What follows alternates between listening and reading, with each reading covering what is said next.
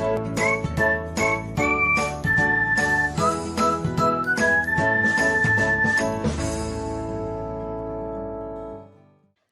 everyone, welcome back to another episode of Technologyglance. Today, in this video, I'm going to guide you through how you can change who can call me to everybody on Telegram. So, let's get started.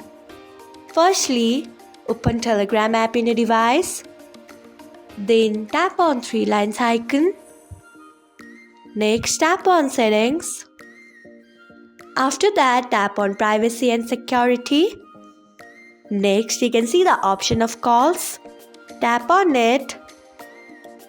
After that, you can see the option of everybody. Tap on it. Next, you can see the option of tick on top right corner. Tap on it. So, this is how you can change who can call me to everybody on Telegram. Thanks for watching. If you found this guide helpful, we would love it if you hit the thumbs up button below.